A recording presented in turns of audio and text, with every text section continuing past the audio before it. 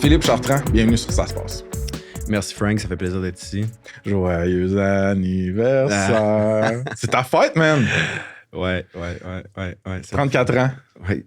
J'espère que j'avais-tu le droit de le dire? Ben, sure, why not? Sure, why not? C'est pas un secret d'état, là. T'as l'air plus jeune, anyway. Merci. De rien. J'apprécie beaucoup. Mais là, au moment où ça va sortir, et ça va déjà avoir été ta fête. Fait que, tu sais, Exact. mettez pas des emojis de gâteau dans les commentaires, s'il vous plaît.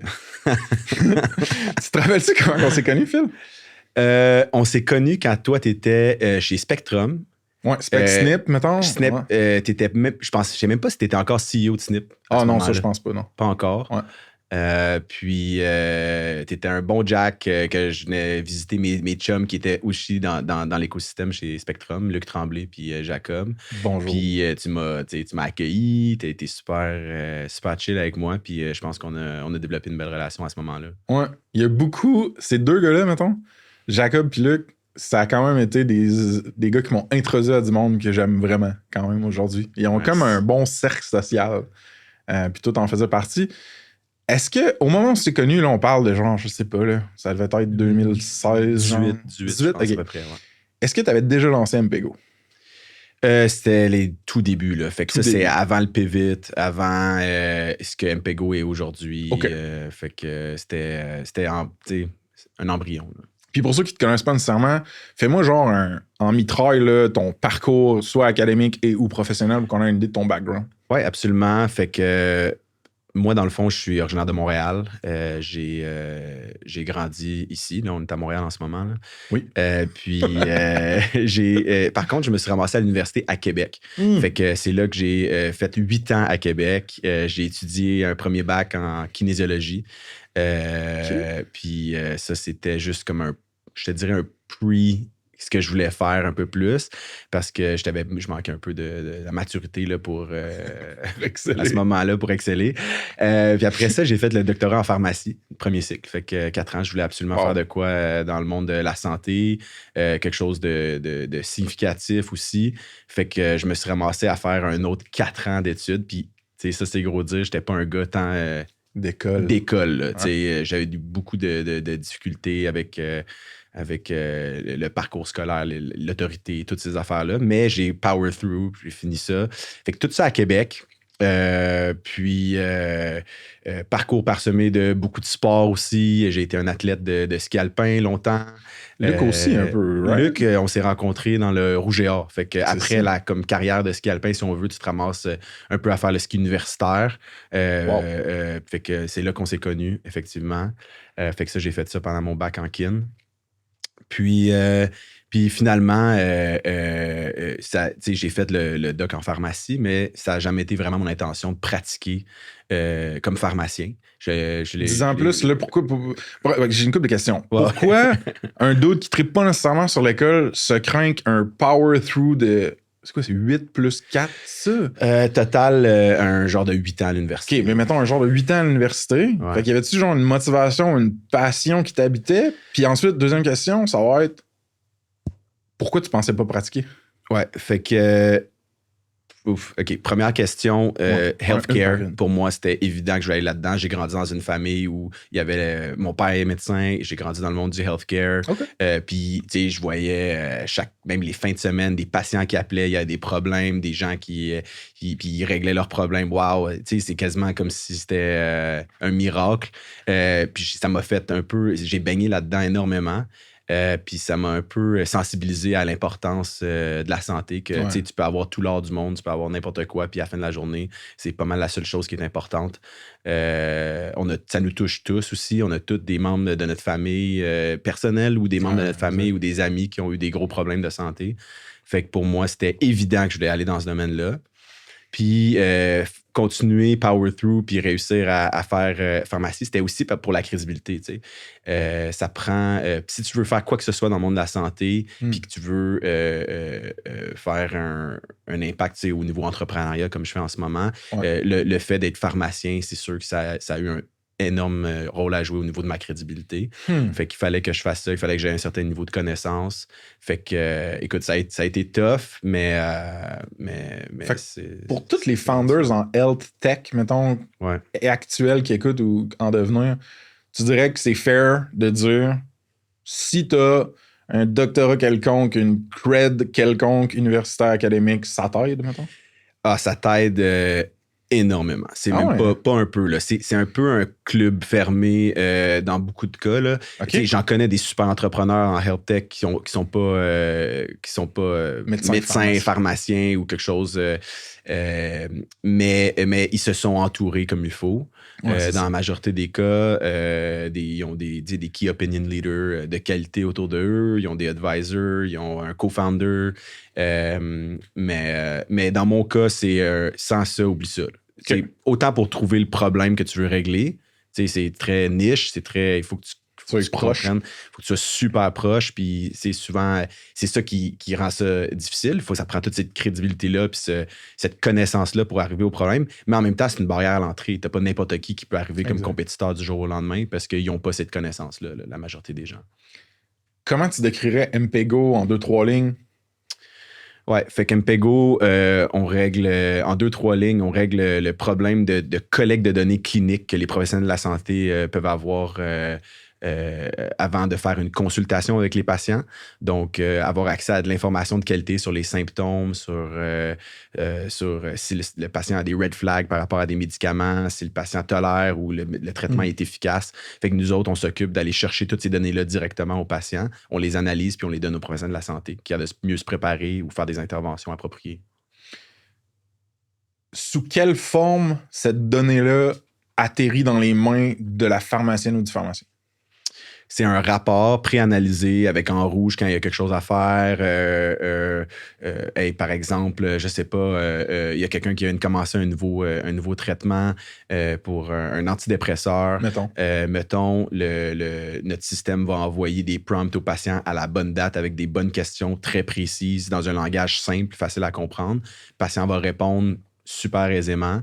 Ça va renvoyer un rapport super analysé avec peut-être que la dose du médicament n'est pas bonne, peut-être qu'elle devrait être augmentée, peut-être que c'était pas le bon traitement à base. Fait que ça donne la chance de faire des interventions extrêmement pertinentes là, avec les patients. Puis moi, là, mettons, là, comme je me permets de creuser un peu sur le produit, juste à être sûr qu'on défriche bien, là, puis aussi parce que ça m'intéresse personnellement. Ouais. Mettons, moi, je suis client d'une pharmacie. Ouais. Justement, là, j'en ai des médicaments, puis je vais acheter ma dose. Comment est-ce que mon interaction avec MPGO va se passer? Est-ce que c'est une mobile app? Est-ce que c'est quelque chose qui me ping dans un courriel qui m'amène sur une web app? C'est quoi le UX un peu? Fait que le UX, il n'y a pas de mobile app. On n'est pas des fans nécessairement de mobile app parce que les patients, je ne pense pas que c'est des fans de télécharger des apps puis de créer des accounts puis tout ça. Fait que ce que je parlais tantôt, c'est notre produit de automated follow-ups, les follow-ups de traitement. Là. Okay. Mais on a aussi un produit de triage pré-consultation, comme quand tu vas chez le médecin. Par exemple, tu as un problème, exemple de peau. T'arrives, notre système va envoyer un prompt au patient dans la salle d'attente, il va répondre sur son cell à plein de questions par rapport à sa peau. OK, t'as-tu de la misère à respirer? T'as-tu un rash? Tu peux-tu prendre une photo? Bam! T'sais, fait que tout ça, ça va être envoyé au professionnel de la santé qui va être capable de regarder ça comme il faut avant de voir le patient. Fait que ça fait que c'est plus standardisé, c'est plus sécurisé, il n'oublie pas d'informations à poser puis tout ça. Là. Fait que ça laisse du temps de qualité pour qu'il puisse discuter après ça, là, le professionnel de la santé puis le patient, plutôt que ce soit un rapid fire de questions objectives que le patient aurait pu répondre avant. Là. Dans les deux, fait que j'en déduis que vous avez au moins 2 produits. Il y en a un qui est par rapport à l'optimisation des consultations vraiment en pharmacie. Puis un par rapport à l'optimisation du triage, de l'expérience de triage. Fait que l'optimisation des consultations, fait que ce que je rentre un peu dans le triage, puis après ça, on aurait le suivi des traitements. Carrément, le suivi des traitements, l'efficacité des traitements, les effets secondaires, puis l'observance qu'on appelle en médecine, qui est est-ce que le patient prend le traitement tel que prescrit ou il a arrêté de le prendre pour X raison. Là. OK. Puis le point d'interrogation reste dans ma tête par rapport à comment est-ce que ces communications-là et ces questions-là par rapport à un suivi sur mes médicaments ou du moins des questions pendant que je suis en triage, là, ça m'est acheminé comment à moi comme patient? Ouais, fait qu'il y a plusieurs façons. On s'adapte au patient en tant que tel. Si le patient a un téléphone mobile, c'est envoyé directement du patient. Fait que tu vas avoir SMS? SMS qui est le best, si c'est possible. Là. Si le patient, il y a encore des patients qui n'ont pas de... Tu sais, que soit ils sont illettrés, soit ils sont très âgés. Fait qu'il y a différentes stratégies. Il y a toujours une option de fallback qui est l'assistante technique ou le personnel de soutien est capable de choisir une option, accompagner le patient. Puis, les questions sont posées par l'assistant technique. Ce qui permet à des gens qui n'ont pas nécessairement fait justement un doctorat en médecine ou en pharmacie de poser des questions cliniques parce qu'ils font juste suivre l'algorithme dans un langage simple. Puis, est-ce que ce soit médecin ou pharmacien ou le personnel qui est autour d'eux, est-ce que ce sont eux qui utilisent MPGO dans une application web dédiée ou MPGO, c'est plus une technologie qui va aller s'intégrer dans leur système existant? Ça, c'est une excellente question. L'objectif pour nous, c'est de s'intégrer dans les systèmes existants. Puis ça, j'imagine qu'on va aborder un peu le sujet tantôt là, par rapport au monde de la health tech en général, puis la difficulté à innover. Là. Mais sinon, dans beaucoup de cas, c'est utilisé pour l'instant en standalone, donc une app web on the side. Là, OK, super. Ouais, exact. Fait que l'utilisateur payeur, là, c'est la clinique, mettons, ou la pharmacie, genre. Exactement. C'est pharmacien propriétaire, par exemple. OK, cool, sweet. Puis là, as-tu 2-3 chiffres à me lancer pour un genre de portrait numérique de MPGO, la compagnie aujourd'hui, genre? Ouais, ben écoute, c'est une compagnie qui approximativement 5 ans. On a commencé à commercialiser en 2020 notre premier produit, qui était celui plus de triage, donc de pré-consultation. Ouais. Fin 2021, on a sorti notre follow-up module. Ensuite, maintenant, on est rendu avec un team d'engineering d'à peu près 6 devs. On est 5 pharmaciens à temps plein. En plus d'autres personnels dans le customer success, etc. Fait que on est rendu dans à peu près 400 pharmacies au Québec. OK. Fait que c'est quand même à peu près 20%, un petit peu plus que 20% des pharmacies du Québec. Puis c'est bootstrapped? Bootstrapped, ouais, 100%. Parfait. Fait que vous êtes indépendant et profitable, j'en déduis. Profitable, c'est une bonne question. On essaie tout le temps de pousser au maximum l'argent qu'on fait pour investir, pour continuer à être compétitif. Mais sinon, oui, on est bootstrapped, là, puis on est indépendant. C'est très cool. Écoute, on va faire un mini step back parce qu'il y a comme un souvenir qui m'a marqué par rapport à toi. Ouais. Puis j'ai envie qu'on ait une petite dose de funk là, dans cette interview-là.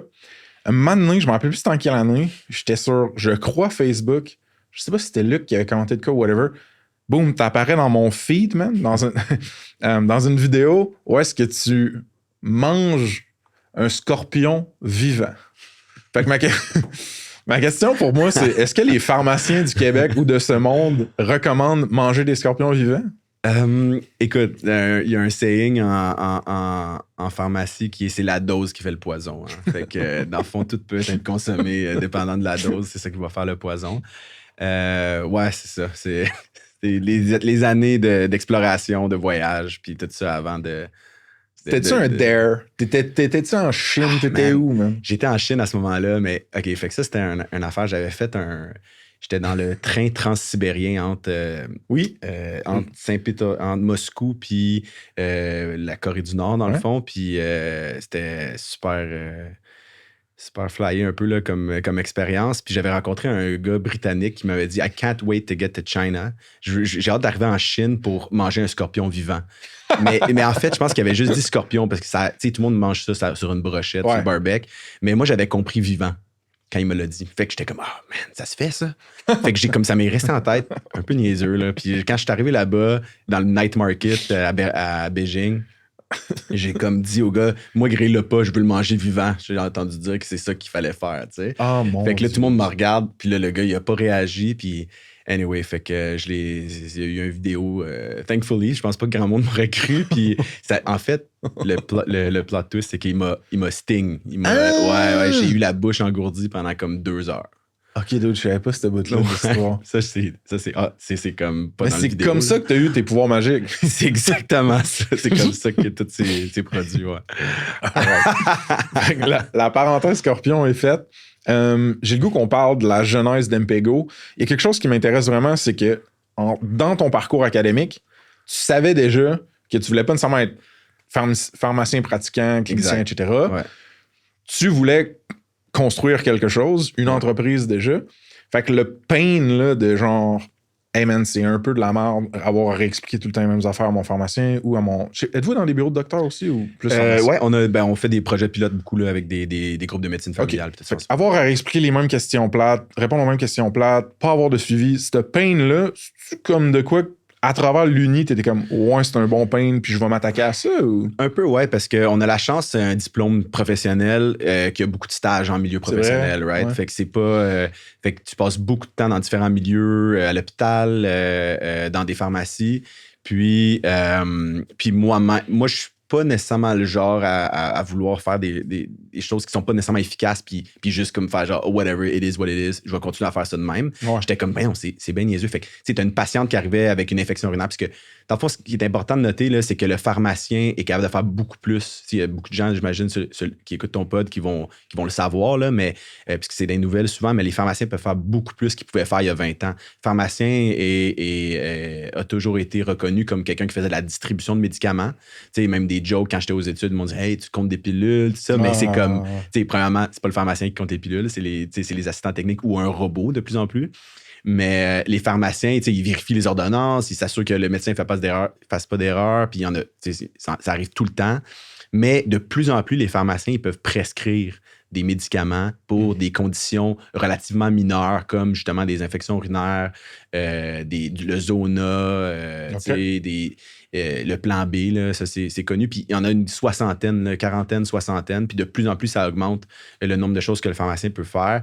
Comme ça, les gens, ils peuvent aller à proximité, à moins de souvent 2 km de chez eux, puis aller chercher quelque chose sans parler au médecin, tu sais. Puis c'est gratuit là, pour le patient. Là. Fait que ça arrive tout en ce moment. Là. Depuis 2014, c'est en augmentation immense au Québec. Fait que moi, pendant mes stages, j'étais en 2016, 17, j'étais déjà en train de faire ces actes cliniques-là, tu sais, de la prescription.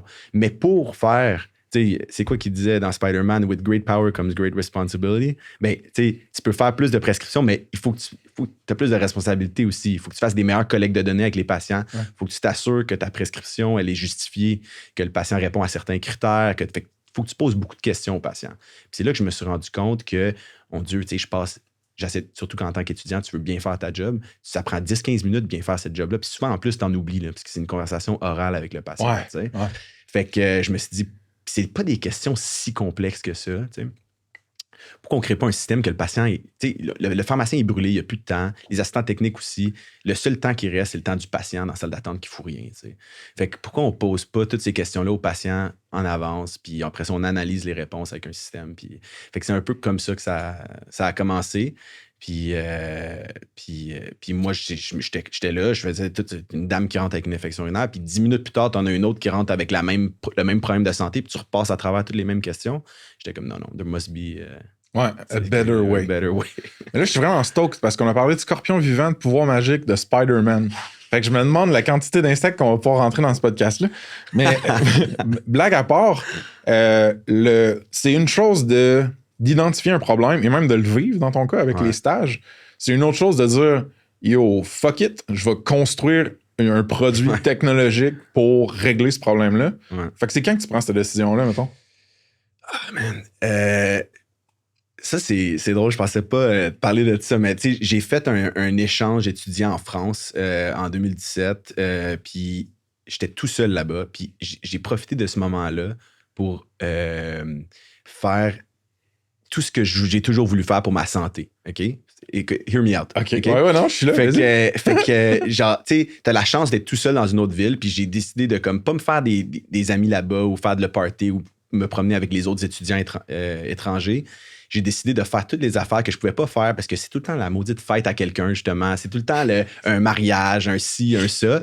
Puis t'es tout le temps distrait, tu prends de l'alcool, puis que là, ça pète ta routine. Fait que j'ai commencé à courir 10 km tous les matins, me lever à 4h30, boire du thé vert, genre le japonais le matin. Fait que j'ai fait tout du fasting, tu sais. Fait que tous ces trucs-là que j'ai toujours voulu essayer pour voir où est-ce que je suis capable d'amener mon énergie vitale, je les ai toutes faites pendant ce moment-là. OK? Fait que là, ça a mené à un sentiment d'invincibilité un peu. Genre, j'étais comme tellement un high level, une énergie incroyable. Je sentais que j'étais capable de take over n'importe quoi. c'est là que j'ai juste mis en application mon idée. Je suis comme, je peux le faire, pas de problème, bam. Fait que ça a pris comme cet élément déclencheur-là pour que je fasse, boum, j'ai contacté des amis proches pour leur demander leur opinion, avocats, des amis avocats, tout ça. Okay. Ouais, c'est une bonne idée, go, go, go. J'en ai assez fou pour... J'en ai des assez fous pour qu'ils sont capables de me dire ouais, bonne idée, alors que c'est clair que c'est cave, là, un peu de partir une start-up, là, on le sait, là, mais on le fait pareil. Puis, fait que là, bam, ça a parti. Puis, c'était un peu ça. Mais là, OK, parfait. Fait qu'on va pouvoir creuser là-dedans. Avant qu'on creuse les next steps, le nom vient de où? MPEGO. Fait que ma vision, c'est que un des problèmes avec le système de santé, c'est que les patients sont un peu à la merci des professionnels de la santé. On n'a pas tant de contrôle sur notre santé. On fait ce qu'on se fait dire de faire. Fait que je voulais quelque chose qui empower. Il n'y a pas de mot en français pour ça. C'est plus comme responsabiliser les patients sur leur santé. OK, nice. Mais en anglais, le mot est bien meilleur, c'est empowerment. Fait que le mot MPEGO venait de bâtir une technologie pour empower les patients. Fait que emp pour empowerment, puis ego, c'est self en latin. OK. Parce que ego. Ouais. Merci pour le cours de latin. Mais ego, dans ton logo, il est en couleur puis bold versus le EMP. Puis là, j'étais là, man, c'est-tu genre à cause qu'il a fait un trip psychédélique puis il a dit Lego, ça sert à rien. Genre, ou c'est juste. Fait que c'était juste esthétique. Ouais, c'est ça, c'était juste esthétique, ce logo-là. J'étais moi qui l'ai designé. Ça m'a coûté 80$ avec une designer. Puis il a bien scalé, honnêtement. Parfait. Puis là, t'es un dude, comme tu dis, athlétique. T'es un dude qui a des connaissances comme cliniques et théoriques sur la pharmacie, entre autres. Avais-tu déjà fait des business? T'avais-tu déjà codé, toi? Ou là, tu te trouves dans un monde où tu dois trouver des gens qui savent, mettons, programmer ou designer? Ouais, fait que non, je suis pas un expert de la technologie, même que j'étais connu comme étant l'ami de mon groupe d'amis là, qui était le moins techno, by the way. Là. J'étais comme l'abruti. Tu sais,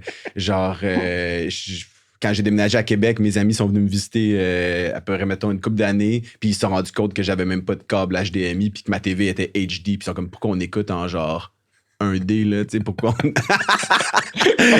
écoute en 480, là, tu sais, genre. Fait que là, j'étais comme, câble HDMI, c'est quoi ça? Je savais même pas c'était quoi, c'est bon. Fait que c'est juste pour dire que c'est ça, je me suis, c'était pas mon fort, là. Fait qu'il a fallu que tu trouves du monde que c'était leur fort, right? Exact. Comment ça s'est passé, mettons? Ouf, ça c'est une bonne histoire, je pense, là. Comment t'es arrivé à bâtir ton équipe au début, là, si on veut, là. Ouais, Fait qu'initialement, il fallait que je bâtisse un MVP, right? Puis, fait que, tu sais, je vais skipper une couple de petits trucs qui sont pas pertinents pour le pod, mais j'ai fait affaire avec une firme web pour le MVP initial. Puis, on a réussi à avoir de quoi de pas pire.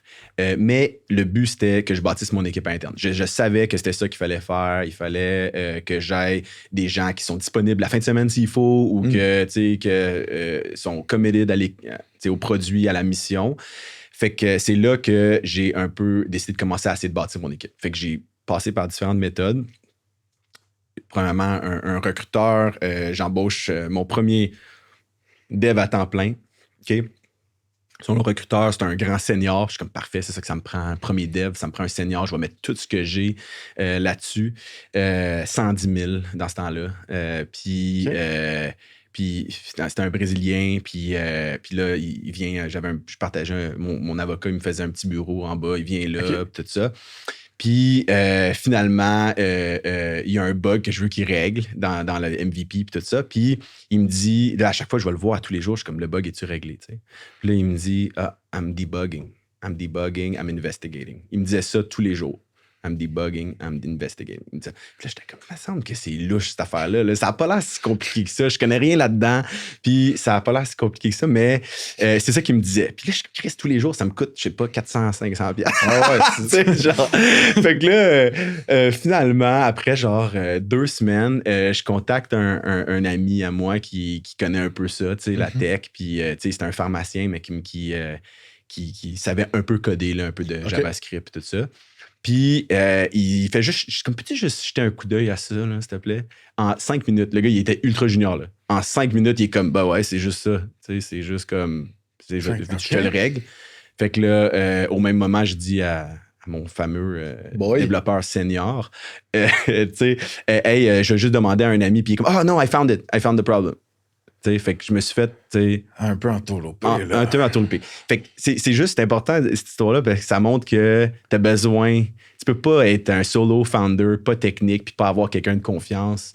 Puis après ça, il y en a une autre, un autre, justement, embauche que le gars, il est comme, ouais, je fais un peu de consultation on the side. Il arrive première journée à job, puis il fait, genre, il travaille sur son autre affaire toute la journée, genre, quelque chose de même. Fait que, j'ai eu plusieurs expériences de même. Mais là, la firme, là, je prends un mini pas de recul. Ouais, toi, je veux dire, t'avais pas nécessairement t'avais pas les compétences techniques pour évaluer si cette firme-là shippait du bon code.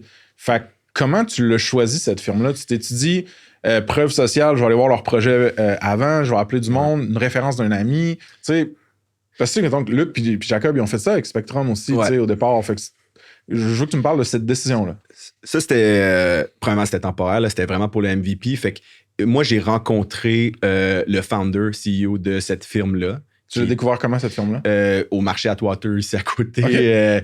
Je marchais justement avec un de mes bons chums, JP, mon avocat. Puis lui, il a vu un de ses amis de l'Université de Sherbrooke puis qui travaillait comme en business development à cette firme web-là. Puis, OK, random, non. Ouais, il vient au bureau la semaine prochaine, tout ça. Ça donnait que je cherchais justement quelqu'un pour comme, prendre le projet. Puis finalement, quand j'ai rencontré le CEO, il était super intéressé. Puis il a compris comme ben trop rapidement mon problème. Puis ma mission. Fait que c'est ça qui a été vendeur pour moi. Il avait des yeux intelligents, il comprenait ce que je voulais dire, il comprenait où je m'en allais. Puis pour moi, ça, c'était comme, c'est ça que ça prenait. Il comprenait, là. Puis c'est pas tout le monde qui comprend quelque chose de niche comme la pharmacie puis tout ça. Là. Puis à ce moment-là, tu finançais ça avec tes économies personnelles, avec des prêts, si tu es à l'aise d'en parler. Ouais, absolument. Fait que à ce moment-là, moi, j'allais chercher tous les grants que je pouvais. Mais les grants, on sait que ça couvre 50% à peu près. Là, les bourses et subventions, mettons. Bourses, subventions, tout ce que j'étais capable d'aller chercher. Puis j'ai été chercher, j'avais un peu d'argent de côté. Ça, c'est toutes mes CELI, tout ça. Tout a été vendu, évidemment, pour ça. J'avais une voiture aussi que j'ai vendue. OK. All in, mon vieux. All in. Puis aussi, le samedi, dimanche, j'essayais de faire des chiffres de pharmacien remplaçant. Pour me nourrir, mais aussi pour continuer à payer le monde. Là. Fait que là, tu te ramasses avec un MVP sur le sens du monde. Ouais. Tu arrives à internaliser ton équipe de dev, essayer de faire tes premières embauches, c'est tough. C'est tough, ouais. Quand est-ce que ça commence à décliquer et tu commences à avoir l'impression d'avoir une bonne team? Là, je suis desperate. Je suis comme, j'ai vraiment besoin de quelqu'un de confiance qui est dans ma team puis qui est, comme, qui veut que ça marche. Puis c'est là que, à travers un chum qui est justement, il était recruteur dans ce temps-là, il m'a dit, il y a un gars, il s'appelle Phil Gratton. Je pense pas, j'ai 2-3 gars en tête, mais lui, ça serait le top. Là. Il a travaillé chez Airbnb. Il est ultra brillant. Je pense pas que tu vas réussir à le convaincre parce que le gars, c'est une machine, il vient de partir aussi sa compagnie, tout ça. Mais vas-y, je vais te mettre en contact. T'sais. Fait que là, je contacte Phil. Je dis, Phil, j'ai besoin, j'explique c'est quoi mon projet. Il était vraiment attiré. Il était attiré par le fait que j'avais déjà un MVP avec un peu de traction, du monde qui était down avec ça. Puis il a décidé de mettre à peu près 50% de son temps puis devenir mon fractional CTO dans le fond. Fait qu'il m'a aidé à faire toutes mes premières embauches, superviser les devs puis tout ça. Rendu là, je commençais à avoir des revenus un petit peu aussi. Parce que c'est ça. Puis, fait que Phil Gratton est devenu comme le fractional CTO, mais il mettait quand même un bon niveau de temps. Puis en même temps, il partait sa compagnie, comme tu connais, Chrono Innovation. Il commençait là, tout juste avec Jean-Gabriel. OK. Puis ces gars-là, c'est ça, ils ont été un élément extrêmement important là, pour le début, puis que je bâtisse mon équipe à l'interne. Là. Fait qu'eux, j'imagine qu'il y a certains de leurs devs qui ont pu travailler un peu pour Ampego. Non, pas vraiment. OK, je pensais ça. Plus tard, là, eux autres, comme tu sais, Chrono Innovation, ils ont une compagnie de services web et tout ça, entre autres, là, de leurs autres produits. Mais oui, mettons qu'on a des problèmes, on a des projets spécifiques, on a besoin de staff pour des projets comme sur l'infra ou des choses qu'on n'a pas envie d'unfocus notre équipe. Ben oui, on va leur proposer de faire ces projets-là, mais pas de dev à temps plein. Là. Puis, je me permets de te poser une question, si tu es à l'aise de répondre. À ce moment-là, où est-ce que tu struggles un peu pour avoir une personne technique de confiance, ça t'a pas tenté d'ouvrir l'équité et d'essayer de te trouver comme un late co-founder très technique ou... Ouais, j'ai essayé cette méthode-là aussi. C'est vraiment drôle. Je pense que je m'étais attaché un peu aussi à mon équité puis tout ça. Puis j'étais prêt à donner, exemple, des stock options, mais pas un montant d'équité de co-founder. OK. Puis encore une fois, c'était peut-être une erreur de ma part ou c'était peut-être quelque chose que j'ai été un peu pas greedy, là, mais tu sais, un peu. Mais tu sais, je sentais que j'avais tellement déjà passé à travers un 2 ans de enfer. Tu sais, j'avais déjà fait un gros pivot que dans ma tête, c'était comme, OK, tu sais, on est déjà beaucoup très avancé, alors que maintenant, je te regarde et je te dis, non, je n'étais pas tant avancé, tu sais. mais ouais, c'était un peu ça la réflexion. Puis le deal que j'ai fait avec Phil, puis ça était juste parfait pour tout le monde. Là. C'est quoi le gros pivot dont tu parles? Ben, écoute, l'affaire avec le monde de la health tech, là, c'est que, étonnamment, on parle beaucoup de product market fit, c'est probablement des choses les plus importantes là, dans le early stage startup. Souvent, un produit qui est en retard, ben, il est late. Puis il est late to market, il a manqué toute sa chance de prendre le first to market, puis le network effect, puis tout ça. Dans le cas de la health tech, des fois, c'est l'inverse. Tu vas être early un peu. C'est vraiment... Tu vas être late un peu. Non, tu vas être early. Tu vas avoir un produit qui va peut-être juste fonctionner dans comme 10-15 ans. C'est vraiment étrange. La technologie existe, tout ça, mais le market n'est pas prêt. Les patients ne vont pas être prêts à utiliser, par exemple, des codes QR. Ça existe. OK. C'est vraiment ce que je veux dire. C'est étonnant. Genre, mettons, mettre des tablettes dans toutes les allées des pharmacies, puis que les gens, c'est ça un peu l'idée initiale, là, c'est que les gens puissent sélectionner leurs symptômes, puis que bam, ça... je me rappelle, c'était un peu ça. La première fois qu'on s'est rencontrés, c'était ça un peu l'idée, tu sais. Puis, j'ai réussi à faire un projet pilote dans une pharmacie, tu sais, à l'été 2019. Puis c'est après 2 mois d'aller, c'était à Repentigny, je suis allé conduire tous les matins, checker les gens, essayer d'utiliser la tablette dans l'allée. Puis à la fin de comme 1 mois et demi, 2 mois, je me suis rendu compte ça ne marchera jamais, cette affaire-là. Pourquoi? C'est juste pour les clients des pharmacies, c'est beaucoup de personnes âgées aussi, des gens qui ça prend un UX extraordinaire sur une tablette pour qu'ils puissent l'utiliser de façon autonome puis rentrer leurs symptômes. C'est comme juste ça, je voyais les gens confus puis j'étais comme not gonna work, puis c'est comme je veux pas me battre contre ça. Il y a aussi l'aspect que c'est trop déconnecté du laboratoire, puis ça a besoin d'être connecté, tu sais, avec l'assistante technique, avec le pharmacien. Avec les gens et l'information qui vit dans le lab. Ouais, c'est ça, tu sais, on était capable de renvoyer l'information un peu à une app web dans le labo, mais ça prenait une genre d'interaction.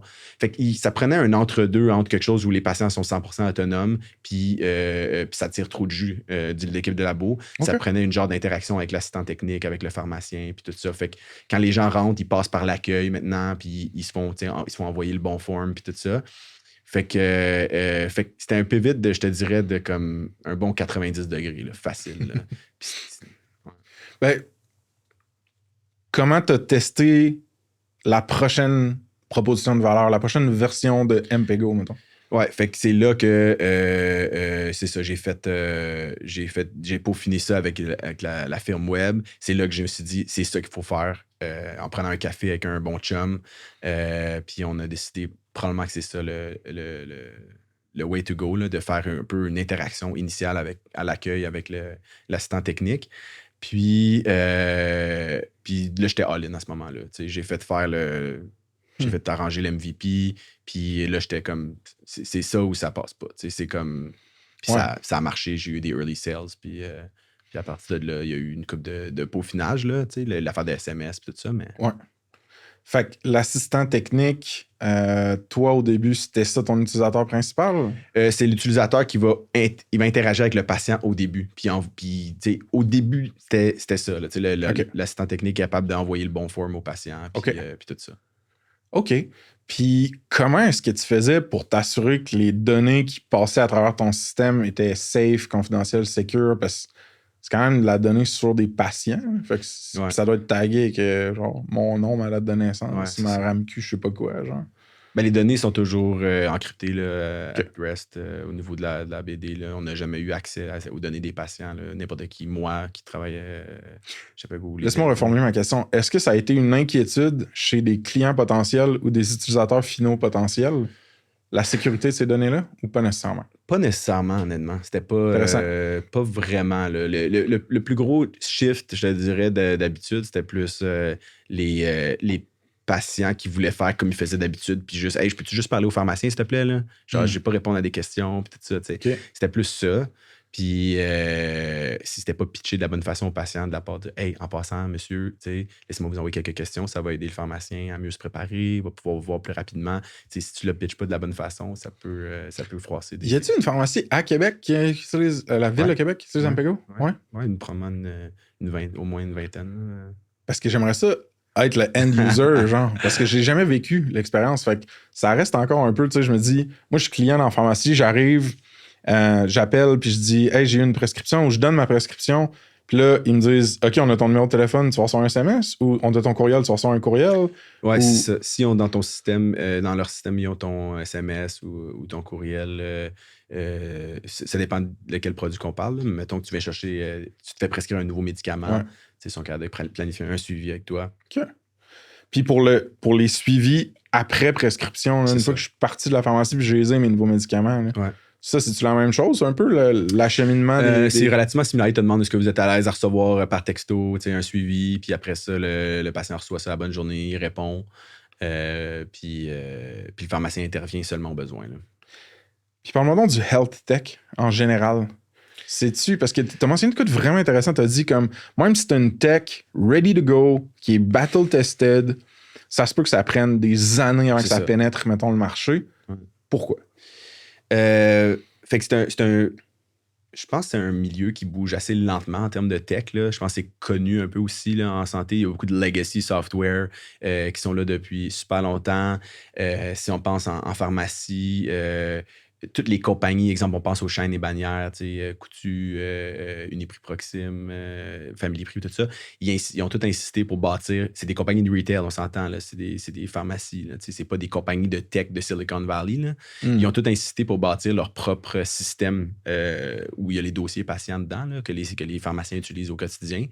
Fait que ça a créé une grosse disparité de différents produits. Ouais. C'est pas. Fait que ça fait que toi, en tant que innovateur, ben, il faut que tu réussisses à t'intégrer avec eux autres pour offrir une bonne expérience à tes clients finaux. Ouais.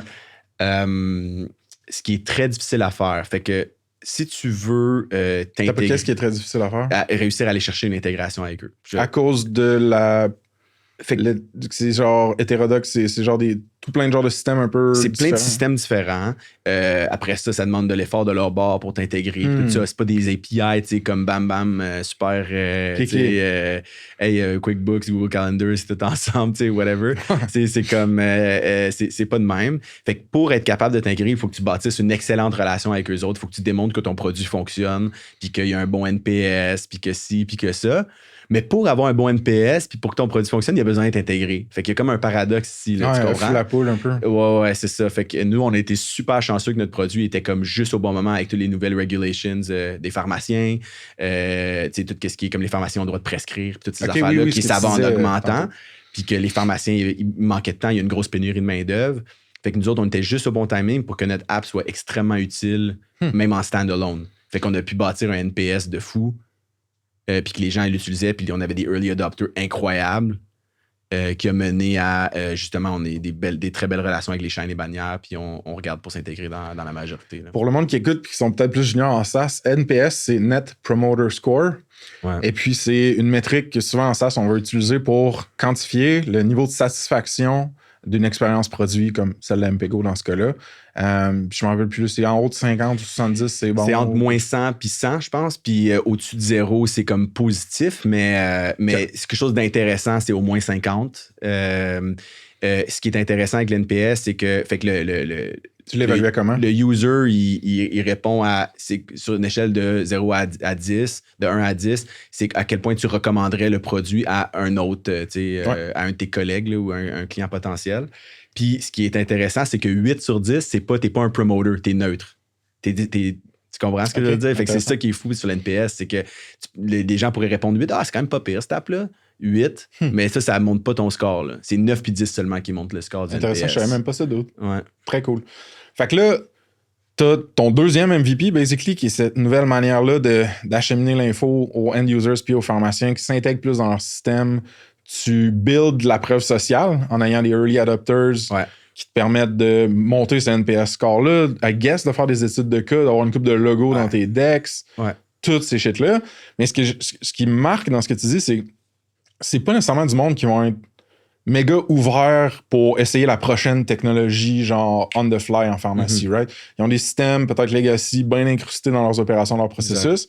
Fait que c'est sûrement là que le fait que t'es pharmacien, le fait que t'en as fait, que t'as été là, que t'es un bon biz dev guy, un bon gars de relations, il y avait une composante relationnelle, j'imagine, beaucoup incroyable à closer pour ton soft. Là. Oui, le développement des relations initiales avec les early adopters puis tout ça a été absolument crucial. Puis trouver les bons early adopters, tu sais, je sais que c'est cliché, on parle beaucoup de comment c'est extraordinaire les early adopters. Dans notre cas, ça a été extraordinaire. Encore aujourd'hui, c'est des ambassadeurs immenses. C'est quasiment comme des employés de l'entreprise parce qu'ils te donnent le meilleur feedback ever. Ils te proposent des fonctionnalités super pertinentes. Ils vont te payer pour le produit. Non, t'as raison, ils donnent de l'argent.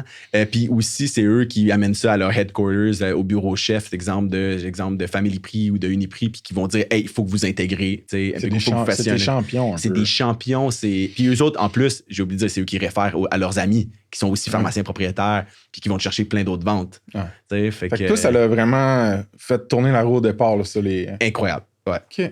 Comment on dit early adopters en français? Je pense que c'est primo-adoptant. Mais... Parfait, on va mettre ça dans les show notes. Okay. Primo-adoptant. Non, c'est parce que tu me l'avais dit tantôt. Je voulais qu'on le mette dans le pod. OK, fait que là, j'avais d'autres questions produits, mais j'ai l'impression qu'on y a déjà répondu. Fait que dis-moi si t'es d'accord. Okay. Ma question, c'était genre, comment est-ce que les pharmaciens ou les docteurs, avec les projets pilotes que tu fais, réglaient ce problème-là par le passé, avant qu'Mpego existe? Ouais. As-tu l'impression qu'on a déjà répondu avec genre papier, appel, attends? Je vais te donner l'exemple, juste les automated follow-ups qu'on fait. Là. Initialement, ils ont un genre de calendrier, des fois papier, OK? Puis ils mettent, OK, appelez Frank dans 4 semaines, s'assurer que son médicament fonctionne comme il faut, puis il n'y a pas d'effet secondaire. Il m'appelle pas. S'il t'appelle, il voicemail, puis il essaye, puis ça marche pas. Fait que c'est toi qui m'avais appris ça, Phil, il y a un bout, parce que je t'avais demandé des conseils. Ouais. Whatever, je rentrerai pas dans le psychédélique. Mais tu m'avais dit, ouais, mais tu sais, tes pharmaciens sont supposés, quand tu adoptes un nouveau médicament, faire le suivi, puis tout ça. Puis j'étais comme, dude, ça fait je sais pas combien d'années que je prends les médicaments. Il n'y a pas un pharmacien. Non, ben je sais.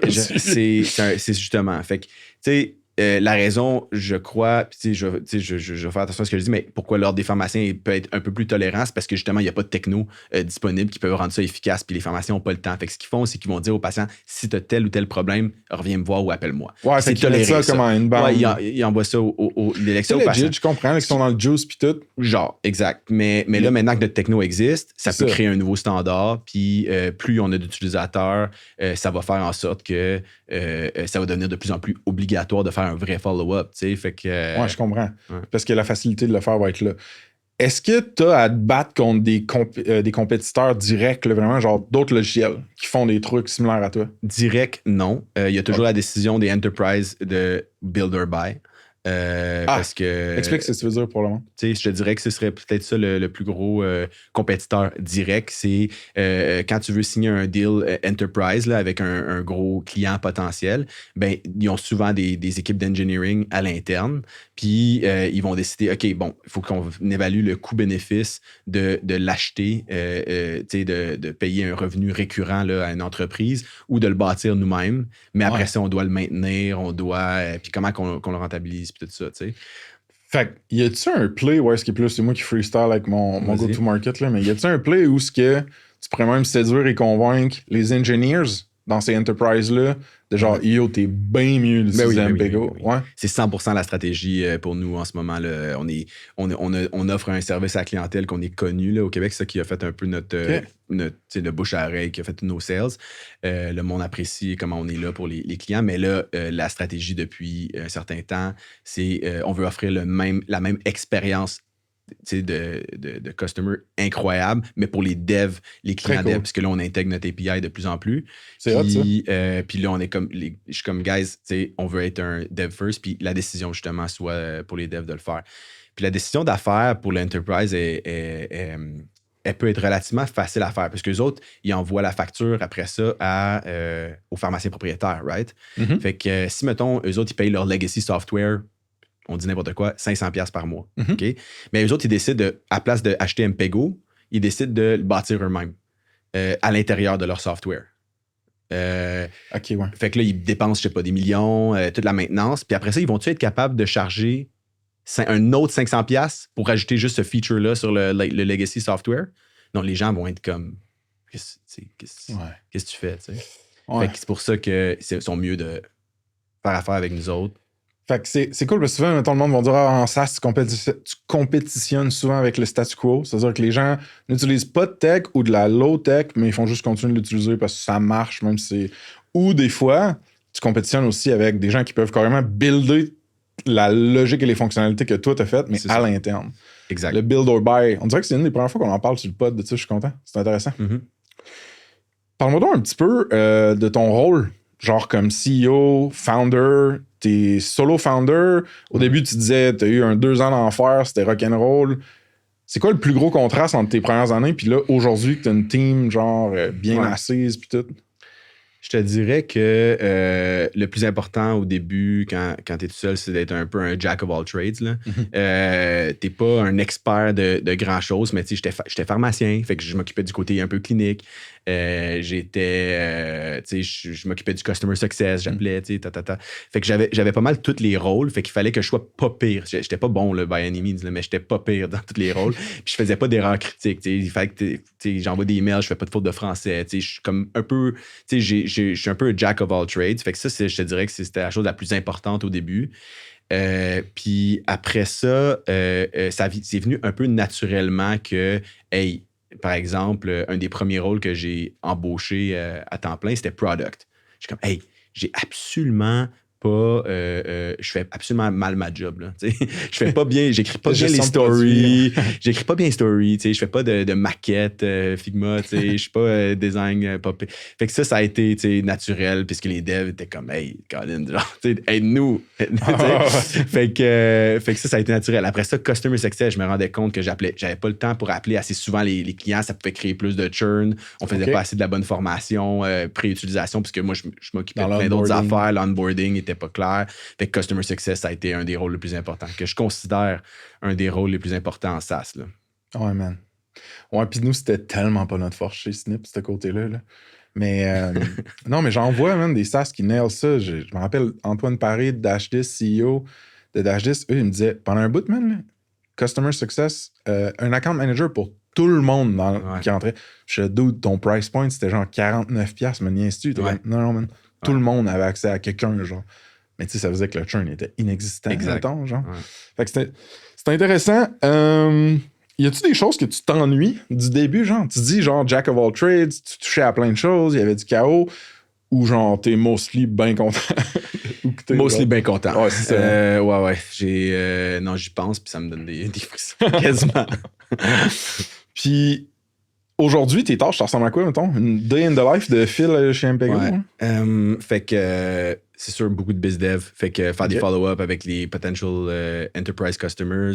Même les ventes là, des contrats des pharmaciens individuels. Oui, on va pour les gros joueurs. On a signé McKesson, propriétaire de Uniprix Proxime dans la dernière année. Cool. Fait que on va beaucoup plus pour les enterprise deals, mais on signe encore plein de pharmaciens individuels. C'est encore moi qui s'occupe de faire beaucoup des démos. OK, nice. Ensuite, je m'occupe de toute la comptabilité. J'ai un fractional CFO, mais je m'occupe de les cash flows, m'assurer que tout est correct. Faire les embauches, les dernières entrevues, c'est moi qui ai fait. C'est ça. Fait en tant que CEO bootstrapper, t'as encore quand même quelques rôles plus pratico-pratiques. C'est aussi, la semaine prochaine, on a ce qu'on appelle le Mpego Week. OK. C'est 2 fois par année. On ne peut pas faire venir nécessairement les gens au bureau 5 fois par semaine, right? Fait qu'ils viennent, nous autres, 2 fois par semaine, mais 2 fois par année, une semaine l'été puis une semaine à Noël. On demande aux gens de venir toute la semaine, puis on fait une semaine avec des lunch and learn, des activités sociales, team bonding, puis tout ça. Fait que là, je fais aussi un all hands, puis je partage la vision, les finances, puis tout ça avec toute l'équipe. Très cool. Fait que ça fait partie de mon rôle aussi, là, de garder les équipes. Juste ce matin, là, j'étais au bureau, on avait un Global Daily, des stand-up le matin. Mais on en a 1 ou 2 semaines que c'est l'entreprise au complet ensemble, pas juste les devs. OK, très Puis cool. tout le monde partage sur les différents départements, ils partagent sur quoi ils sont en train de travailler en ce moment. Puis ça permet de garder tout le monde sur la même longueur d'onde. Ton monde, es-tu majoritairement dans la région de Montréal ou ailleurs? Ouais, majoritairement. Ouais. OK. Trouves-tu ça tough, être manager?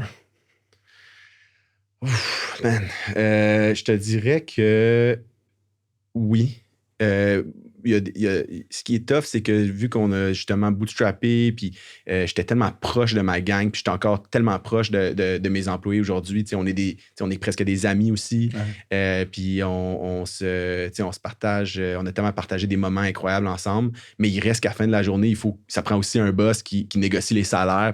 Qui dit non.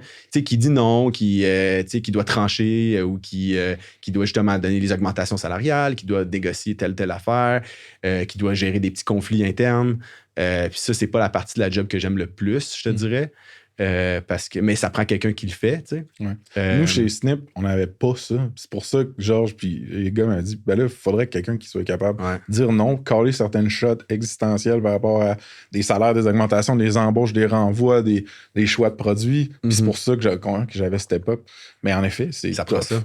C'est tough quand tu as une relation déjà à base qui est très friendly puis tout ça, tu sais, puis qui est un petit groupe quand même relativement, tu sais. Fait que je te dirais que c'est le côté de la job que je trouve. Moi, une affaire que je strugglais comme manager, surtout dans mes débuts, j'étais un peu moins pire aujourd'hui, c'est donner du feedback constructif. Mettons, quand j'étais pas content d'une chose ou que c'était juste pas le résultat escompté, je padais ça de compliments puis de c'est pas si pire puis de nanana. T'as-tu de la misère, toi, à donner du feedback de critique constructive? Fait que premièrement, c'est un super bon point. On est quand même fondé là-dessus, là, la critique constructive. Quand j'embauche du monde, puis quand ils commencent, j'insiste souvent sur la critique constructive, comment c'est important. Quand ça vient à la qualité du produit ou à la qualité de l'entreprise, puis tout ça, il faut être capable de dire as it is. Là.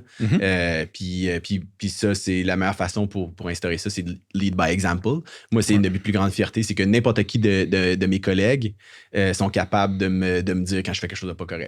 OK. Puis ils sont à l'aise de me le dire. Puis ça, c'est probablement une de mes plus grandes fiertés côté HR. Je suis pas le meilleur là, HR du tout là, en passant. Là. C'est pas ma force, mais ce côté-là, je le nail. Le monde sont super à l'aise à me dire « Hey Phil, je suis pas d'accord avec toi pour telle raison. » Puis comme Phil, pas de Phil. T'sais. Ça, c'est super cool. C'est sûr que il faut j'ai une gang, moi, qui est assez solide. J'ai pas besoin de mettre des gants blancs pour leur parler. Mais t'optimises 10% d'embauche? Pardon? Est-ce que tu optimises pour ça en embauche, l'espèce de capable de tanker puis d'en prendre? Ouais, quand même. Côté quand même, c'est quand même, ça fait partie de mes critères. Il y a certaines de mes collègues que c'est des gens que j'ai embauchés parce que c'était des stagiaires avant, puis là, après, ils sont devenus pharmaciennes. Puis j'en ai eu tellement d'étudiants en pharmacie en 4e année là, qui sont venus faire des stages chez nous. Puis j'ai pu choisir les perles rares, puis que je voyais qu'ils étaient capables de take un peu plus la critique, puis qu'ils étaient proactifs, puis tout ça. Fait que l'équipe a été bâtie un peu avec ces prémices-là. OK. Puis je comprends pas pourquoi. C'est peut-être que c'est moi qui catch pas, mais genre, mettons que t'es étudiant en pharmacie, t'as des stages à faire. Pourquoi est-ce que MPEGO, un SaaS ou une business tech compte comme stage? Ou ça compte-tu pas? Oui, ça compte. Fait que il y a un stage en dernière année du doc qui est un stage en milieu thématique optionnelle ou milieu connexe. Puis ils peuvent choisir n'importe quoi. Ils vont travailler, pour exemple, il y a des pharmaciens dans des compagnies d'assurance, il y a des pharmaciens un peu partout. Il faut qu'ils fassent un stage dans un milieu qui est différent que l'hôpital ou les pharmacies de quartier. Là. Puis moi, c'est un milieu de stage, là, évidemment, qui est quand même prisé. Là. C'est quasiment un RH loophole, man, ça, pour toi? Non, genre, ça te funnel du talent intéressant. Exact. Il faut bien les choisir quand même. Il est quand même contingenté, je te dirais, notre stage. Là. Il est de plus en plus. Là, le monde, ils veulent travailler, ils sont intéressés par la tech, ils sont intéressés par le AI, ils sont intéressés par toutes ces choses-là. Fait que vois-tu, Phil, j'avais comme. Parce que je le sais, c'est une des affaires que je trouve les plus intéressantes à propos d'Mpego, c'est que vous avez des pharmaciens on staff qui jouent pas des rôles de pharmaciens cliniciens. Ils jouent des rôles de genre product managers, de customer success, je sais pas trop. Là. Ouais. Mais tu sais, dans ma tête, je pensais peut-être que ça aurait été plus un cas de c'est du monde qui sont allés sur le marché du travail comme pharmacien puis qui ont comme fait ouf, man, j'aime mieux genre à la place faire de la tech. Mais non, c'est genre out of the gate. Oui, j'ai le goût de travailler dans une compagnie de tech. Un peu des deux. Un peu des deux? Okay, on en a des pharmaciens expérimentés aussi qui ont travaillé comme pharmaciens pendant super longtemps, puis qui sont juste comme, moi, je veux faire partie de cette aventure. On commence à être un peu connu dans le monde de la pharmacie au Québec, là, aussi, là, puis ailleurs. Fait que le monde, moi, je veux faire partie de cette aventure-là. Mais oui, il y en a out of the gate aussi. Il y en a beaucoup qui veulent... tu sais, puisque pharmacien, ce qui est le fun aussi, c'est que tu peux travailler à temps partiel. Il y a beaucoup de nos pharmaciens qui travaillent un jour semaine, ils sont à temps plein chez nous, mais ils travaillent un jour semaine comme pharmacienne, puis ça leur permet de garder la main, puis de rester connecté à la réalité du milieu. Fait que moi, je suis super content. Notre customer success, c'est notre directrice est pharmacienne. Elle comprend exactement comment ça fonctionne, l'implantation d'Mpego. Elle a travaillé avec. Product, même chose. Elle travaille avec. Elle est capable de voir en live les features qui sont utilisés. Fait que moi, c'est malade, fantastique. Ouais. En termes de loop, de genre test, qualité de l'expérience, tout, puis qualité du support que tu vas donner aussi, c'est complètement débile. Très cool. Absolument. T'as parlé souvent, depuis le début de la convo, t'as parlé souvent de genre, mon avocat, ou là, j'avais un chum, ou une connaissance qui... fait que ça me fait me demander, ton entourage, ça ressemble à quoi? T'as-tu des entrepreneurs, des pères, des mentors autour de toi? Ben, premier lieu, j'ai une gang de chums, puis d'amis, puis de extrêmement proches. Tu sais, j'ai mes amis d'enfance, ça fait 20 ans, puis c'est tout du monde. Puis ça, je vais t'expliquer pourquoi je trouve ça important. T'as des amis aussi proches que ça, que c'est quasiment de la famille. Puis c'est tout du monde ultra brillant aussi, là, qui travaille dans différents domaines, médecins, M&A, avocats, tout ça. C'est tout du monde qui sont assez proches pour me dire, Phil, t'es un esti de cave, tu sais.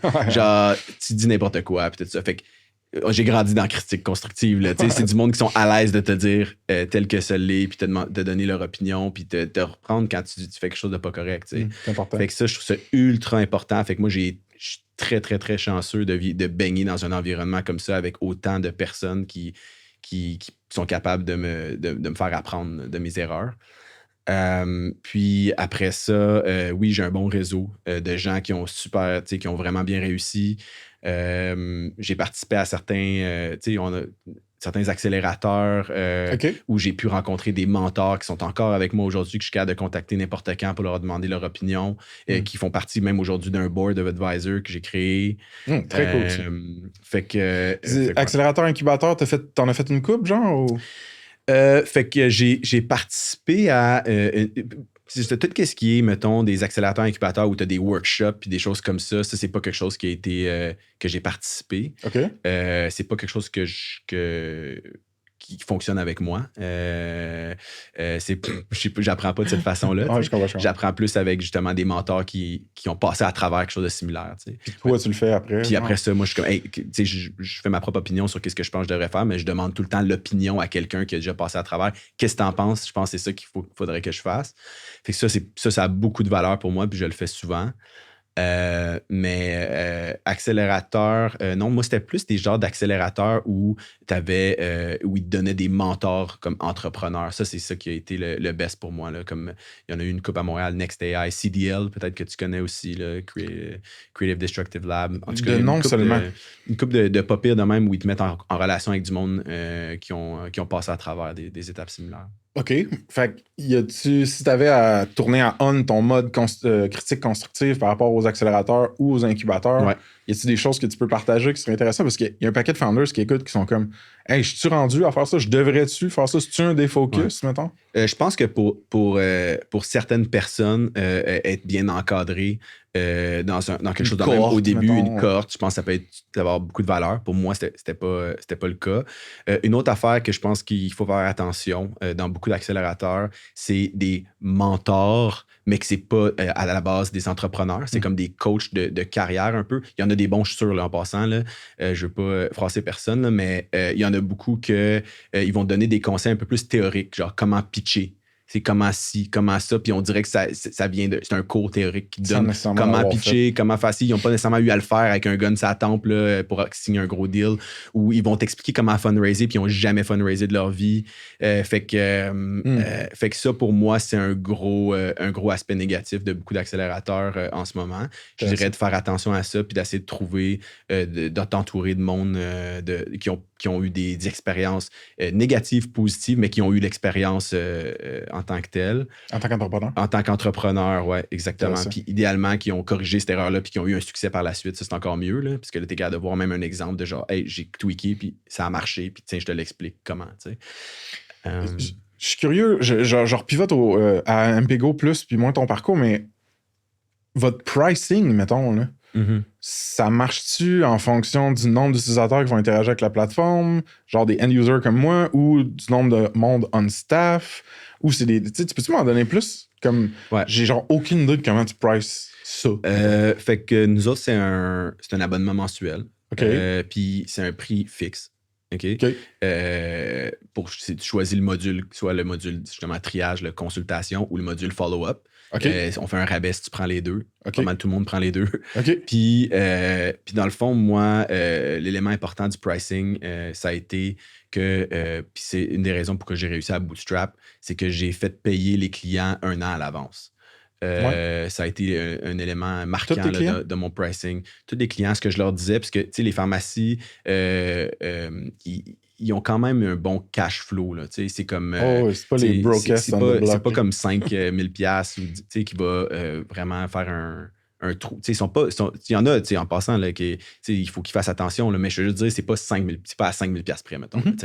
Fait que dans le fond, je leur disais, écoute, si vous me payez le montant x12 là, pour les 12 prochains mois immédiatement, moi, dans le fond, je vais pouvoir prendre cet argent-là puis l'investir dans le produit. Puis vous allez avoir un meilleur produit avec plus de features pendant l'année. Parce que je vais pouvoir l'investir plus rapidement, puis je vais embaucher plus d'ingénieurs, je vais embaucher de meilleurs products. Fait que là, il était comme, crise de bon deal, tu sais. Surtout tes early adopters, sûrement. Ouais, c'est ça. Fait que ça me donnait du cash flow, ça me donnait de l'argent à l'avance pour investir. Puis eux autres étaient comme, ils acceptaient parce que la façon que je leur avais expliqué, ça faisait du sens. Très cool. Mais comment tu fais pour mettre un... Tu sais, on dirait que dans la tête d'un pharmacien propriétaire de clinique, je sais pas comment il identifie, c'est quelle ligne de dépense sur son budget qui ressemble à technologie ou software, puis c'est quoi un gros chiffre pour elle ou lui, c'est quoi un petit chiffre pour elle ou lui. Tu sais, comment toi t'as dit, mon price point, c'est ça? T'as-tu itéré beaucoup? Ça, c'est une excellente question. Je peux pas dire que j'ai fait la recherche la plus approfondie à ce niveau-là. J'ai regardé les autres solutions technologiques, combien qui se vendaient. J'ai regardé aussi combien que je pouvais charger que le monde ne trouvait pas ça complètement ridicule. C'est comme, voyons donc, genre, une niaise, là, tu sais. Fait que il fallait pas que ce soit complètement ridicule, il fallait que ce soit premium.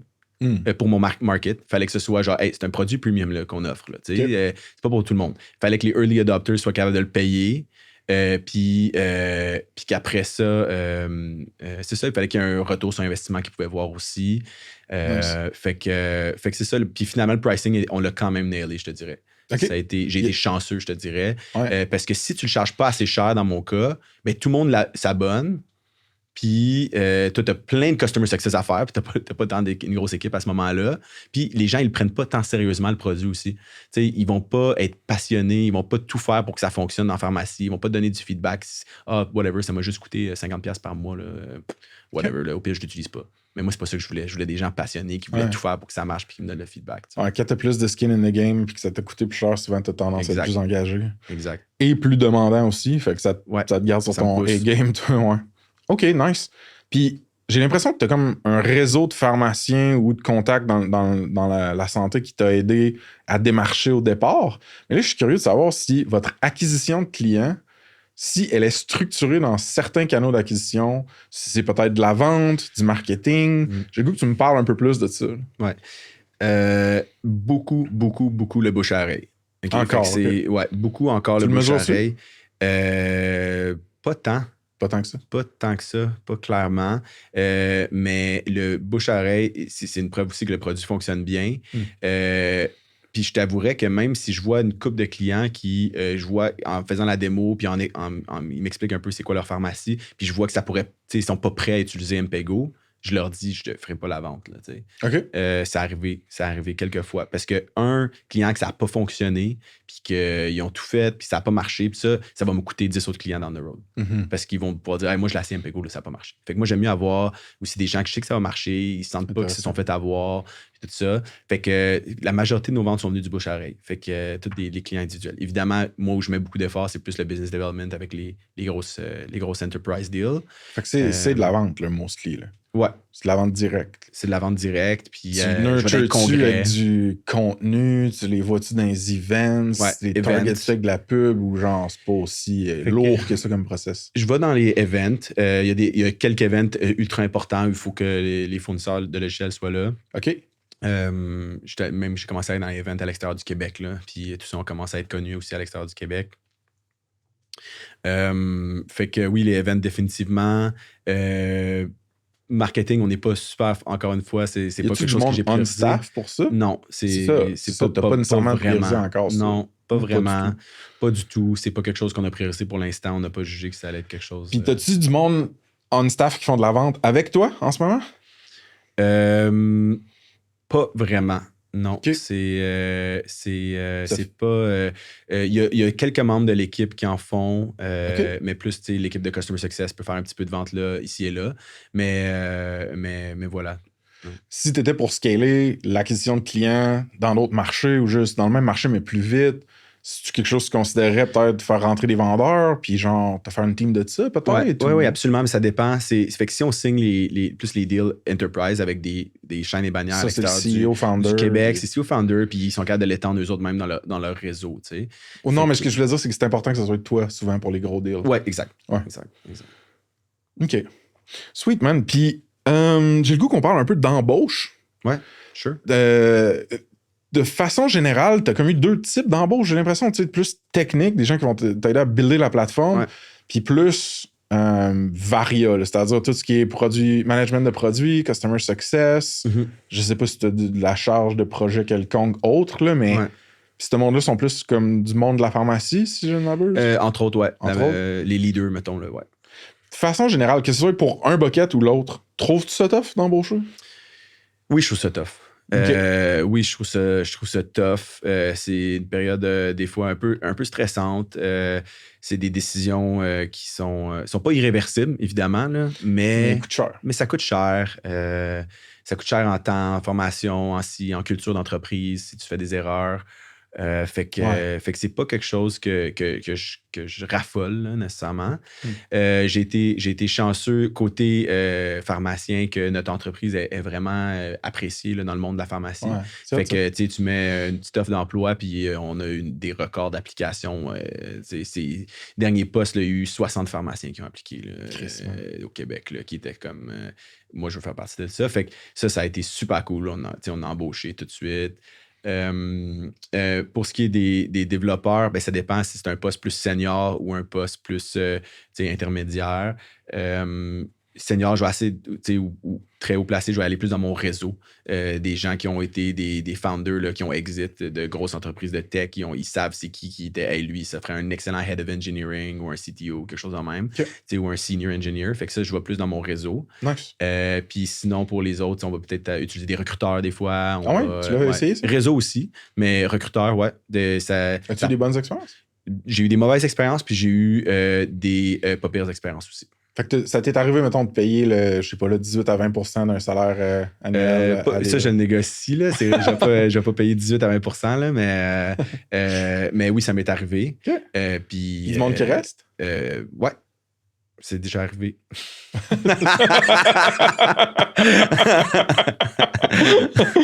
All right. Puis, y a-tu des drapeaux verts ou des drapeaux rouges que tu essaies d'identifier en entrevue quand t'embauches? Aïe. C'est une méchante bonne question, ça. J'ai pas rien d'intéressant à dire par rapport à ça. Pas de trouble, mon gars. Au pire, on l'enlèvera ou on rit, fait qu'on le gardera. mais moi, un que je peux te lancer sur la palette, c'est que genre, tu me dis, hey man, c'est important que le monde soit solide sur leurs pattes, puis qu'ils soient pas, mettons, qu'ils se sentent pas mal s'ils se font challenger puis se font critiquer constructivement. Ouais. Fait que tu sais, ta culture de genre, oui, on s'aime, on se respecte, on a de l'empathie un pour l'autre, puis on est amical. Mais genre, quand la qualité de la compagnie ou la qualité du produit est en jeu, on dit les vraies affaires. Ouais, exact. Ça, clairement, que c'en est un. C'en est un, mais ça, tu le ressens un peu chez les gens. Tu vas dire tu sais, moi, je suis quelqu'un qui va. Je suis pas nécessairement traditionnel, là, la façon que je pose des questions, puis tout ça. Ah non? Aux gens, je vais un peu sortir les gens de leur zone de confort, puis je vois comment ils réagissent aussi. Fait que là, tu peux voir aussi si tu es quelqu'un qui va être trop gêné de dire la façon, ou si tu es quelqu'un qui réagit bien, puis qui a un peu de répartie aussi. Fait que, puis c'est ceux qui, évidemment, que j'ai embauchés parce qu'ils ont été des stagiaires avant, ben là, je les connais super bien. Ils ont passé 4 semaines avec moi. Fait que ouais. J'ai pas le goût que ça se passe, que ce soit une genre de parade de victoire puis de l'histoire reconstituée de juste des belles choses. Fait que j'essaie de focusser plus sur cette question-là qui est, y a-tu des erreurs qui étaient faites dans ton parcours, que t'es game de partager, soit pour que le monde les évite ou juste se sente moins seul dans ces erreurs-là? Absolument. Hey, j'ai tellement fait d'erreurs. Mais heureusement, je pense pas que j'ai fait d'erreurs critiques là, qui mettent fin à l'entreprise ou une erreur financière majeure ou quelque chose de même. Mais j'ai fait une tonne d'erreurs. Puis il y en a probablement plein d'erreurs que j'ai faites que je ne sais même pas que je les ai faites, right? Mais tu sais, autant des erreurs dans des pitchs, que genre, je sais que j'aurais eu le deal si j'avais pas dit telle niaiserie dans un pitch. Des erreurs de HR aussi où j'ai comme critiqué de la mauvaise façon justement un employé, où j'ai comme... c'est arrivé aussi, là, mais là, justement, c'est le fun. Ils me disent, Phil, t'as dépassé telle affaire. Je suis comme, j'apprends, j'essaie d'apprendre. Quoi d'autre? Est-ce qu'il y a des affaires que j'ai pas embauché les bonnes personnes? Ça, c'en est un autre bon. Ouais. J'ai fait des erreurs d'embauche majeures que si j'avais peut-être mis mon effort à une différente place ou si j'avais... Fait que qu'est-ce qui a fait que tu as fait des erreurs d'embauche? C'est-tu parce que t'étais trop t'avais trop hâte d'engager pour un poste pour régler des problèmes? T'étais trop excité par une personne dans les premières impressions? T'es-tu capable de dire qu'est-ce... Il y a eu des erreurs parce que j'avais juste pas de monde senior. Exemple, pour les côtés dev, j'avais pas d'expérience senior, ça c'est sûr. Ouais, il y a des erreurs d'intuition aussi, hey, ça va être sharp, le gars il est fort. Ça fait chier quand ça arrive, ça. Ouais, ça fait chier. Ça fait chier par rapport à toi aussi, c'est ça je veux dire. Ouais, tu te dis que quand même, mon gut feeling, c'est de la merde, man. Fait que ouais, ça, il y en a eu définitivement. Puis des fois, ce qui est le plus tough dans les embauches, je trouve, c'est comme quand ils sont juste good enough. Ah ouais. Tu comprends ce que je veux dire? Ouais, t'es comme, tu pensais que c'était une star, puis juste good enough, puis là, t'es comme... Tu sais, puis comme, tu peux pas vraiment... mais tu gardes pareil. Fait que ça, c'est un point... Mais c'est quand c'est good enough, tu gardes la personne vraiment plus longtemps. Il y a un paradoxe, pas un paradoxe, là, ça s'appelle la zone B ou je sais pas, le middle quelconque, où est-ce que t'es dans une zone X où est-ce que t'as pas les résultats que tu voudrais, OK? Mm-hmm. Mais t'en as rien qu'assez ou ça va rien qu'assez bien pour que tu prennes pas de décision. Parce que ça fait pas assez mal. C'est ça qui arrive avec une personne en mode good enough, c'est que t'es comme, hey, c'est pas 100%. Tu fais tétrer cette embauche, ce renvoi-là, mettons, trop longtemps. La personne est smart, mais la personne, mettons, est pas assez performante ou est très lente, genre, ou mettons, je sais pas, là, personnellement, son équilibre est vraiment tough, puis comme, est on and off de la job ou whatever. Puis t'es tout le temps comme... Mais ouais, faut que tu apprennes à tirer le band-aid. Puis moi, j'ai de la misère avec ça. Moi aussi, absolument. Puis surtout quand tu essaies de bâtir une culture, on est tellement proche, on t'invite luncher, puis tout ça, puis là, t'es comme, tu sais, ça marche pas. Mais fait que c'est ça c'est tough. Surtout quand aussi, tu essaies de build le plus rapidement possible, puis tu sais que la personne, elle produit quand même, puis tu es comme, hey, je suis-tu, attends, tu sais, ça va me nuire. Tu renvoies la personne, tu as besoin de trouver un remplacement, c'est tous les coûts de remplacement qu'on parlait. Là. T'as peur de ça. Ouais, un petit peu, c'est tough, là, parce que tu sais, remplacer un dev, là, c'est qui m'avait fait le calcul. C'est comme avec les frais de formation du nouveau, avec le recrutement, le severance package dans certains cas, toute cette affaire-là, ça peut coûter 50 000 $, là, facile. Juste le coût de remplacement, là, pas le salaire du nouveau. Tout, fait que... Mais la seule manière qui peut t'orienter sur des bonnes décisions RH de même, c'est genre ma responsabilité face à la compagnie puis la vitesse de croissance que j'ai besoin, ma responsabilité face aux autres AAA players ou genre qui sont great et non good enough. Puis aussi, le fait que monétairement parlant, oui, je vais prendre un hit dans le court terme, mais si j'engage une personne great et pas good enough, dans 1 an, dans 2 ans, là, je vais être dans une meilleure situation. Exact, ouais. Mais il faut que tu te mettes dans le long terme pour ça, puis c'est pas... En tout cas, c'est pas tout le temps facile. All right, man. Ben justement, long terme, tu vois la compagnie puis le produit où dans 5 ans? Tu veux-tu le bootstrapper jusqu'à la fin de l'Internet? Tu veux-tu vendre? J'ai pas de... Tu sais, le monde parle de exit plan, tout ça. Pas nécessairement. Là, on avance bien, on embauche. On a la vision en ce moment de justement le engineering first, une expérience pour les développeurs extraordinaire. On est en train de se positionner aussi pour aller aux États-Unis éventuellement. On fait les certifications nécessaires. Fait qu'on a une roadmap précise par rapport à ça. On a... croissance verticale ou horizontale, est-ce qu'on va aller vers plein d'autres professionnels de la santé ou est-ce qu'on va aller juste étendre le produit actuellement tel qu'il est? Ça, c'est c'est quelque chose qui va se faire un peu naturellement. La décision n'est pas encore 100% prise en ce moment. C'est des beaux défis, man. Ça, c'est hot. C'est des super beaux défis. On est vraiment bien positionné aussi. Là. On a un vraiment beau produit qui est apprécié. Fait que non, on est super content où on est. Fait que exit demain matin, non, parce que je suis super bien. On a un beau produit, on a une belle équipe. Puis genre, j'aurais quoi à trouver quelque chose d'autre de similaire tout après. Pour moi, ça doesn't make sense. Okay. Fait que ça, c'est ça. Puis Bootstrap, écoute, le jour où l'argent va agir comme fuel directement, puis que c'est comme, je rentre, je sais pas, 5$ dans la machine, puis il y en a 20$ qui sort, puis que c'est clair, là, tu sais, c'est une machine à saucisse, ben là, ça va être le bon moment. Mais je le vois pas en ce moment. OK, super. Puis pourquoi les États-Unis comme prochaine expansion versus, je sais pas, l'Ouest du Canada ou l'Europe? L'Ouest du Canada est déjà en ce moment, là, on est déjà utilisé en Alberta. OK, sweet. Je savais pas. Puis que ça, c'est États-Unis, c'est juste que c'est, premièrement, les clients sont prêts à payer beaucoup plus pour des solutions informatiques. Donc, c'est la culture là-bas. Plus de compétition, mais beaucoup plus de market. Ça, le problème là-bas, c'est que c'est segmenté. Tous les États ont des regulations différents. Fait que ça, c'est tough, mais il y a des endroits où commencer. Il faut juste faire ses recherches comme il faut. Fait que, États-Unis, il y a beaucoup, beaucoup d'entrepreneurs en health tech qui sont comme, qu'est-ce que tu fais à perdre ton temps au Québec ou au Canada? Ils vont direct aux États-Unis. Il y en a beaucoup qui vont direct aux États-Unis. Moi, je pense pas que tu perds ton temps, by the way, là, parce que j'en suis un consommateur du système de santé québécois. Je suis bien content qu'il y ait de l'innovation ici. Merci. All right, dude. Qu'est-ce qui est le plus tough et le plus fun dans ta business? Le plus tough, je l'ai un peu abordé tantôt pour moi, c'est le côté où il faut le HR, si on veut, là, être boss. Tu comprends ce que je veux dire? C'est que je bâtis une relation amicale avec les employés, on est super proches, on va à la guerre ensemble, puis après ça, à the end of the day, ça prend un peu un genre de boss, autorité. Fait que ça, c'est quelque chose que j'aime un petit peu moins des fois, right? C'est dans mon rôle. Mais ce qui est tough en général, c'est le stress. T'sais, ton cerveau, il shut down jamais. Jamais. C'est ça. Tu travailles pas nécessairement plus d'heures. Là, ma blonde est avocate, elle travaille pas mal plus d'heures que moi. Là, dans un gros cabinet, elle travaille 80 heures. C'est même pas comparable comment elle travaille plus d'heures focus en train d'exécuter des tâches. Mais mon cerveau, il shut down jamais. Fait que ça, je dirais que c'est quand même tough. Y a-t-il des manières que t'as d'essayer de le faire shut down ou ralentir? Genre du sport, genre de la méditation tantrique. Hey man, I wish. Mais je le note. Je joue au golf pas mal. Nice. Ça m'aide. Si t'es pas concentré sur ton golf, tu vas être. Déjà que c'est tough, tu vas être poche en fait que ça, je réussis à le faire quand même. Sinon. L'exercice, réduire l'alcool, faire de l'activité physique, aller chercher ses heures de sommeil, c'est les seules façons que je suis capable de sortir de périodes de gros stress, là, mettons. Tu benches combien? Hey, j'ai pas benché depuis genre 10 ans. Je vais pas tant au gym que ça.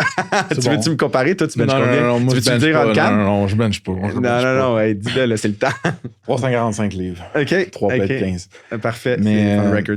D'autres, c'était trop bizarre. Hier, on est sorti on était à l'hôtel Nelligan. Il y a comme une terrasse Nelligan downtown, proche d'où on était déjà allé bouffer ensemble, en fait. Ouais. Puis j'étais avec Guillaume et Alexis de Vasco. Super cool startup qui est en train de lancer au niveau go-to-market puis tout ça là, pour les SaaS. Puis là, je sors, man. Puis tu sais, oui, je suis quand même gros, là. Puis le portier, il se tasse puis il me dit « Hey, t'es baraqué, hein, toi? » Puis là, je dis, ouais, tu sais, comment tu réponds à ça? Mais il y avait un gros sourire. Fait que là, il dit, tu lèves-tu des grosses charges? Puis là, je suis comme, ouais, man, toi, t'enlèves-tu des grosses charges? Puis là, il dit, pas tant, j'essaye, man. Je dis, tu benches combien? Puis il dit, 2 plates, bro. Puis là, j'étais là, Chris, c'est bon, 2 plates, là. Je sais pas, t'es genre dans les pourcentages, je sais pas quoi. Ouais. Puis là, il dit, toi, je dis, moi, c'est 3 plates 15, là. Fait que 3,55. Puis là, il dit, moi, c'était 2 plates, une chaque barre. J'étais là, bro, man, tu comptes pas tes plates comme du monde, là, ça marche pas pour non, c'est pas de même. Si tu comptes pas tes plates comme du monde, tu benches pas tant que ça, probablement. En avant de plein de touristes. Anyway, c'était une petite anecdote montréalaise. J'aime ça. Y a-t-il quelque chose qu'on pourrait faire pour rendre ça se passe plus utile? Hey, moi, je trouve que vous comblez un gros vide au Québec. Je suis vraiment hâte que vous soyez là. Je pense qu'il y a beaucoup de gens qui pensent comme moi. Thanks, man. Vos événements en personne, moi, j'ai été à une coupe, j'ai été chanceux d'aller là. C'est du très bon networking. Cool. Fait que moi, je connais du monde proche de moi qui, à tes événements, ont rencontré des gens qui ont été extrêmement pertinents pour eux autres. Fait que ces événements-là, je recommande full aux gens d'y aller. Puis que tu en fasses le plus possible. Je pense que c'est des très belles opportunités. Puis tu continues à en faire à Montréal aussi. Yes. Fait que moi, je pense que c'est ça. Là, puis de continuer à avoir du monde super intéressant qui se présente à ces événements-là de background variés. Je pense que c'est ça. Parce qu'à the end of the day, je trouve que il n'y a pas grand-chose qui bat des interactions en personne. Ouais, je suis d'accord. C'est dur à battre. Là. Fait que, Pour finir, as-tu des shameless plugs? Shameless plugs, non, j'ai pas de demande. Ça va être quand publié ça en septembre? Ça devrait sortir en fin septembre, je pense. Ouais. Je te dirais, écoute, s'il y a des founders ou des entrepreneurs qui pensent qu'ils peuvent raconter une histoire ou interagir avec moi puis m'apprendre des choses sur un milieu, puis moi-même, je pourrais donner mon feedback s'ils ont des questions. Je pense que c'est ça qui m'apporte le plus de valeur, c'est vraiment avoir des discussions constructives avec d'autres founders. Je pense que c'est justement Luc qui m'avait présenté à Mathieu d'Agendrix à un moment donné. Ça avait découlé. J'avais posé une question 2 mois plus tard pour une question sur une embauche. Fait que c'est ça, c'est bâtir des relations entre des founders puis leur demander leur opinion. Toi, comment tu aurais géré cette situation-là? Cool. Je te dirais que, écoute, n'importe qui veut reach out, j'aimerais ça. T'es Philippe Chartrand sur LinkedIn. Le monde peut te poker là? N'importe quand. Philippe Chartrand, pas sur LinkedIn. Merci beaucoup. C'était le fun, man. Merci.